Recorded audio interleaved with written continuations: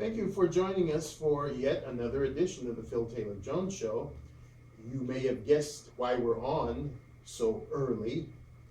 Well, we had another debate, a presidential debate, this time with the Republicans before the New Hampshire primary.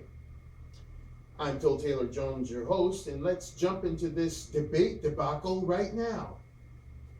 Well, it goes without saying, folks. To start things off, we got to talk about the stupid news whore moderators. Fresh out of the box, they jump on this not Rubio, Cruz, Carson thing. And then they jump on some stuff with Donald Trump. And they just keep perpetuating arguments and divisiveness and fights and just creepy, crummy stuff. God, it just brings us back to the show we did before on getting regular salt-of-the-earth people to ask pertinent questions to the needs of the issues that we face today in this country, and not all this who shot John crapple. It's nothing but crap. And I have grown so tired of it. Well, to start off the debates, other than that, something did happen that was quite interesting. I don't know if you caught it, but at the onset of the introductions for the debates, Christie was called out, and he came out to a thunderous applause. And then they called Ben Carson. Well, because of the close proximity of which they called him, he didn't hear his name, so he was standing there. And, I was wondering, my brother was wondering, what's he standing there for? Go out there. And even one of the backstage hands told him to, go out there. And he looked at him like, well, they didn't call my name.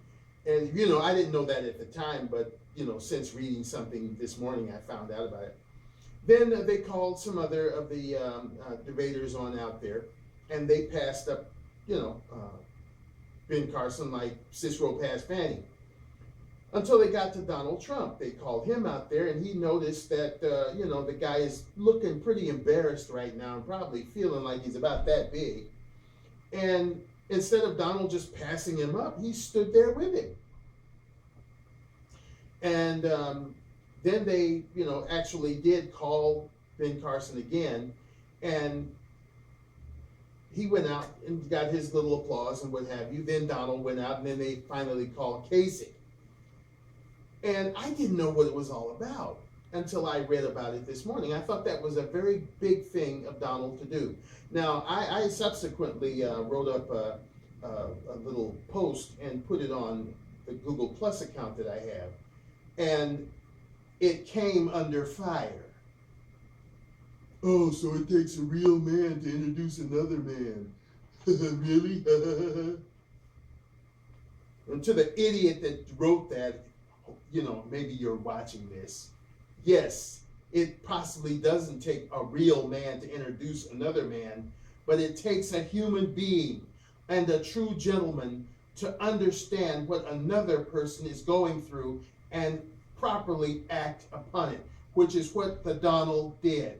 And Mr. Trump, I applaud you. Good show, mate. Good on you. And to anybody who would try to ostracize that, you're an idiot. No jerks. Now, let's go into the Republicans. My understanding is it was supposed to be a big, big night for Marco Rubio. But he messed with the wrong person in messing with Christie, because Christie set him on his butt. And he actually repeated the same stupid thing about 3 or 4 times. And one of them was, well, they had to trick you to go back because of the big snowstorm. They had to trick you to come back to take care of it. They had to trick you. This guy, at what point do we grow up? He's disgusting. He's irritating. And needless to say, he didn't make it. Trump outshined the sun last night. Good on you, Donald. He came out looking very front-runner-ish, if there's such a word. He didn't let anybody rattle him. He didn't come back with, he just handled his business very maturely, very presidentially, very front-runner-ish. I like that. Keep that kind of stuff up, Donald, and I think you will have no problem. Ben Carson. Love that guy. Even in the face of such horrid treatment by one Ted Cruz, he maintained his composure, he maintained his intelligence, he maintained his Ben Carson way of doing things, and I so admire this guy. In fact, I'd love to see 3 people from that group take care of Washington, because I believe they could. The Trump man, Carson, and Christie. I would love to see those 3 as a united force in Washington. I guarantee you we'd see some change in this country. Ted Cruz tried to weasel his way out of the really nasty thing that he did to Carson. And Carson came back and said, totally, just obliterated what he said, that it was a 3-hour difference between the retraction that I believe it was CNN put out. And he said, no, that's not true. It was done within, a minute or so. So I don't know where that's at. But just proves that, this political stuff is just nasty. It's wrong. And why Cruz is still in there after pulling such a boner, I don't know. But as I alluded to on other shows, wrong is the new right in this country today. Slithery Clinton, look at the track record she has with rottenness and meanness and all kinds of scandalous type involvements of hers. Now this Cruz guy actually could have cost Ben Carson some votes. And the Donald, didn't fail to get that in there at the end. Good on you, Donald. But yeah, he could have cost the man some votes and therefore got the Iowa caucus fraudulently.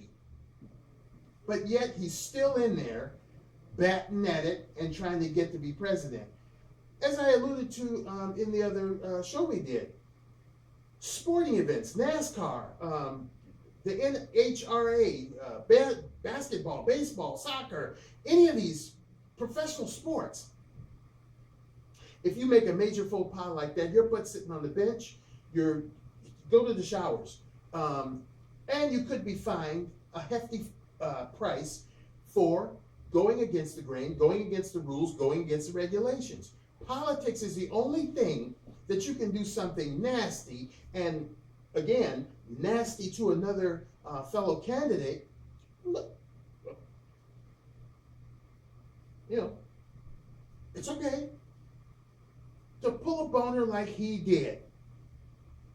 He should have been penalized in some kind of way. So, okay, you pull a stunt like that, you're out of the race. Your campaign heads, your managers, your supervisors had no right to further this rumor or this untruth about Ben Carson's campaign. Now, if CNN wants to do it, that's on them. But your people, the people that are under your employ, further perpetuated this crap. And for that, you're out. We can't have that.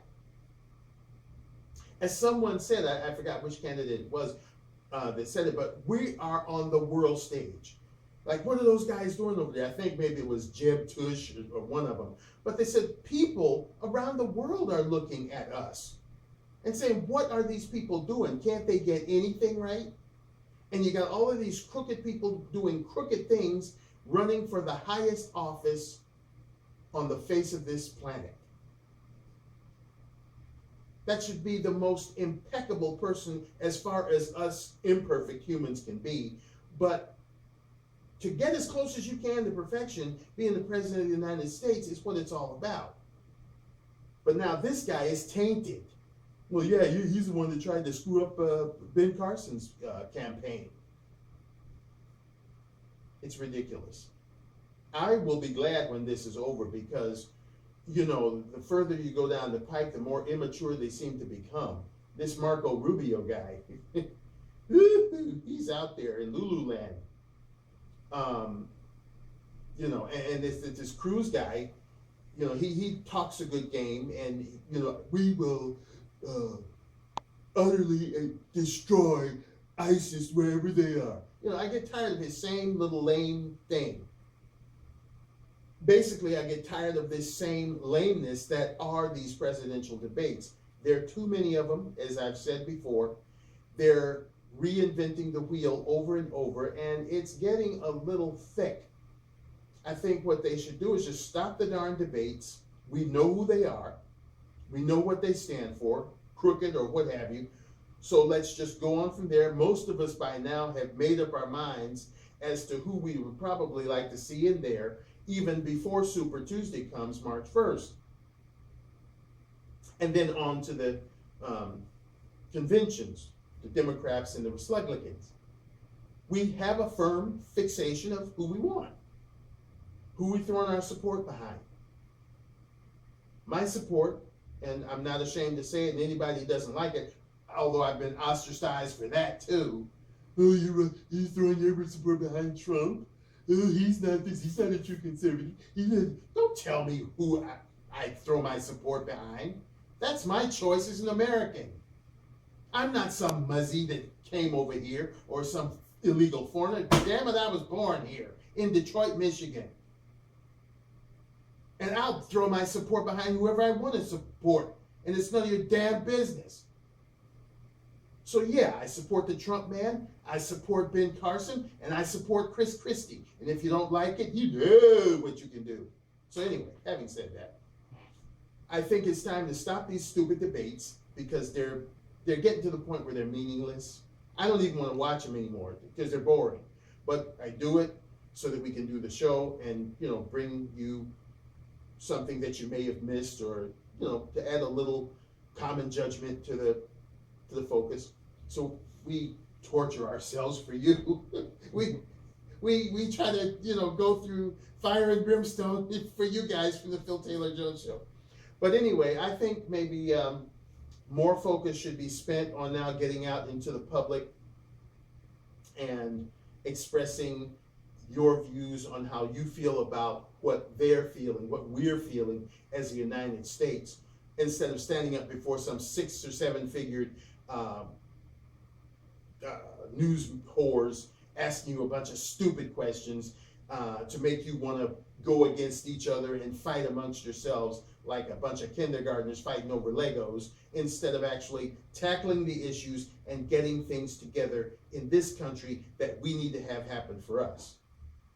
So that when you get your money at the first of the month, it will last you all the way to the end of the month. And maybe you have a little surplus to start off the next month. Instead of taking out loans or borrowing from relatives or going hungry or all of this kind of thing. We need to get back to the fact where we are taking care of our own people. I want to see a president get in there that says, my people come first. Everybody else is secondary. It's not a fact of being selfish. It's not a fact of, you know, turning a blind eye to other people in the world. It's a fact that you have been elected to take care of the people in this country. All of this immigration crap needs to be put on the back burner. We've got more than enough people in this country. Somebody brought up the fact that we need to have the people come over, voluntary workers or exchange workers that come from another country. No, we don't need that. We've got enough people in this country to get any job done that we need to have done. Bump that crap. Let those people stay in their own country and work over there. If they don't have a job over there, tough noogies. Make them invent some jobs or what have you. We need to start looking after our own people, and that's what this presidential race is all about. Not who shot John, not who said this about this one, or what that one did over there. You know, it's about straightening up the problems in this country and finding the right person to do that. So I think their efforts could be put into a better perspective, out there pressing the flesh, you know, talking to the people that are having the problems. These 6 and 7 figure news whores, they're not having any problems. Or maybe, oh, what's my hair going to look like today? Or, oh, do I have the right dress? Or do I have on the right tie with my Giorgio Armani suit? That's not a problem. Not being able to put enough pork chops on the table for your family, or putting enough gas in your car, or even having a car to put gas in, staying inside your home, having a job to go to the next day, securing, secure schools, safe schools for your children to go to, not worrying about somebody coming over here from afar or being grown right here in our own country to blow your butt from here to New Zealand, are the issues. Getting this $20 trillion out of our hair are the issues. And those could be addressed by the people that are doing most of the living, buying, dying, and crying in this country. And that's what it should be about. Let me check in with the exec and see if he has a little something to throw on this, and we'll say goodbye, because we're taping this show on a Sunday, and this is Super Bowl Sunday, so I know you guys want to get out there and watch the Broncos and the Panthers. So, we're going to keep this short. Exec, what do you got? I just wanted to start off with what Trump did. I have a lot of respect for him, respecting and appreciating someone else's situation and having their back. And that was a very grand thing for him to do as well. Mm-hmm. And as far as Ben Carson, like you said in the previous show we made, he's a man of substance. There's two highlights I'd like to mention about him. He had quite a little bit of a few things to say at one point. In his usual calm, not loud voiced demeanor that he has, his Ben Carson way, like you said. I can't really go into too much detail because it was pretty long, but in a nutshell, he was saying that I'm going to stick by my standards and my morals and not, get involved with all this, mudslinging. Like I said at the beginning of my campaign, and I intend to do so, and I respected that. I also liked where he said, they said that I couldn't make it or stay as a presidential candidate if I didn't get down in the dirty and mudsling like everybody else, but here I am. And that's very true, and I like that about him. And that's basically what I was thinking. Mm-hmm. Well, I know a lot of people don't care for Ben Carson. They figure he's some kind of schlemiel that doesn't know anything about being a president or foreign policy or what have you. Mm-hmm. To that I would say any president, except a president that's a two-timer, doesn't know anything about being president. It's like you hit the floor running, but you're still trying to feel your way around, because it's a job like no other. It's not necessarily a job you can train for. As Christie alludes to, being a governor of a state gives you a little more background as to how maybe a presidency should be run, because you've got to be available, you've got to be there handling problems all the time. You can't sit up on the Congress floor or the Senate floor and do all this little things you do and expect that that's going to be in the same auspice as being a president. So Ben Carson, I think, holds his own. He made a statement last evening that what we need to do is stop second guessing the military, because we're not experts. None of us up here are experts at being on the military front. So we need to talk to the military, get their views, make sure they're well equipped, and let them carry out, as they see fit. And I thought that was very, very, commander-in-chiefish. That's why you have them out there, the generals and the admirals and all of these people, because they're there. They're on the front lines. They know what's going on. They can assess things better than you can sit up in the White House, even though you're briefed every day or every second or what have you. It's them that are out there. They're in a fluid position because the situation that they're in is fluid. It changes at the drop of a hat. So, I think he does just about as good as anybody else. He certainly keeps his composure. You can't, blame the guy for being a hothead, with his hand trembling on the button. I think he thinks things through very carefully. Seems to be very level-headed, very likable, and intelligent man. But, I think he does just about as good as anybody else. He certainly keeps his composure. You can't, blame the guy for being a hothead, with his hand trembling on the button. I think he thinks things through very carefully. Seems to be very level-headed, very likable, and intelligent man. a lot of people are going around saying that, well, yeah, I used to respect Ben Carson until last week. Well, what happened last week? Something was done to him. He didn't do anything to anybody.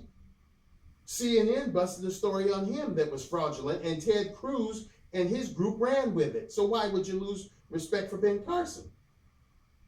You know, it's crazy the way people's minds are these days. Wrong is the new right. It's totally nuts.